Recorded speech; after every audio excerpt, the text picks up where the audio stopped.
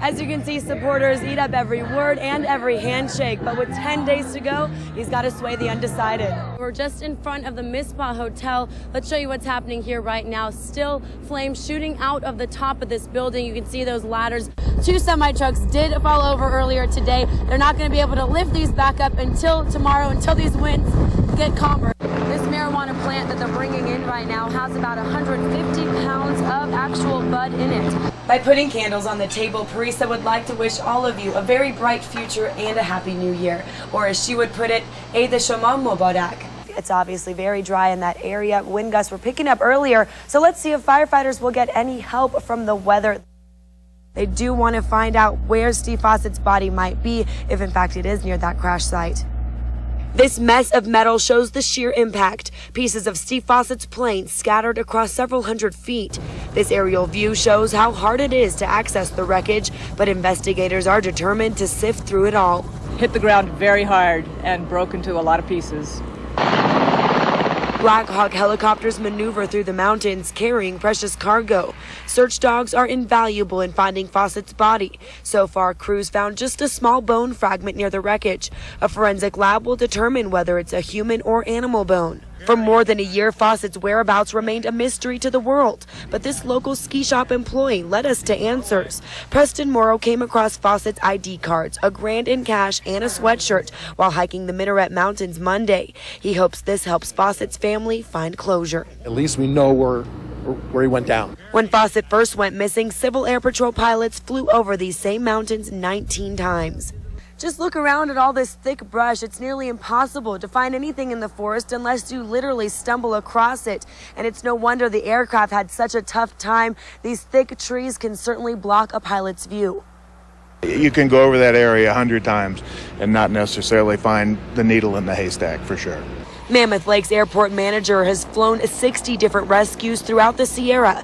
Bill Manning says even someone like Fossett can run into trouble.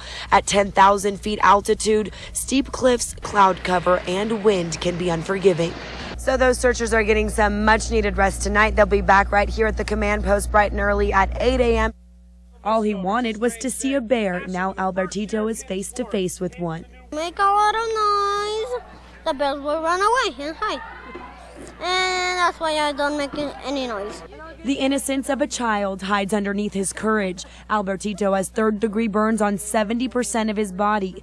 This 8-year-old will go through at least 40 surgeries before he's a teenager. His skin will be replaced as he grows. He lost his nose, ears, hands, and toes after being stuck inside a burning house. But at Firefighters Kids Camp, Albertito and his buddies can forget the nightmare that brought them here. I like this place and it's very fun.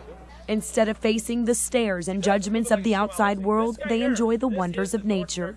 They know things about what their body can take and what their mind and their soul can take that we'll never know. We've never been challenged to that level. The scars may be permanent. The gasoline tank blew up on me and flaming gas got on me. But the resiliency of this Reno teenager is nothing short of inspirational. I feel very lucky. I'm happy my face is fine and stuff, and I still have all my limbs and I'm alive. The fate for 11-year-old Felipe is far worse. He was severely shocked 2 years ago. His charred arms and legs were amputated, but that smile never leaves his face. It's the friendships from fellow survivors that warm his heart. Our ultimate goal is to have a camp of nobody.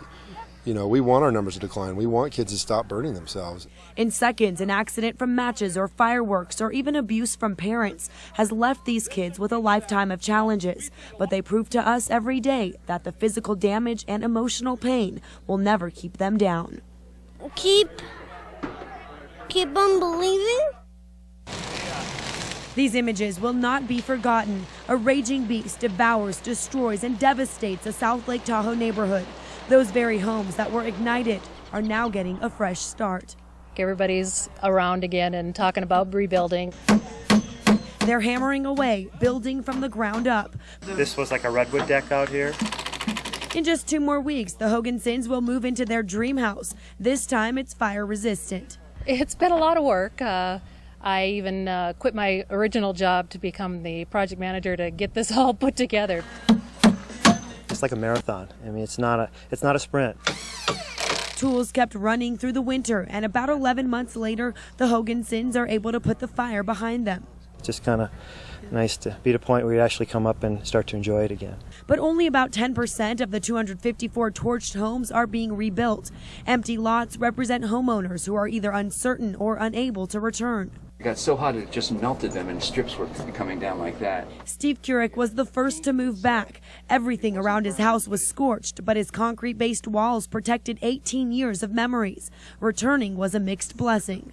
After all these months, it's still depressing because you go, especially I have to drive all through the burn area to get to town. The view they all loved so much lost its glory.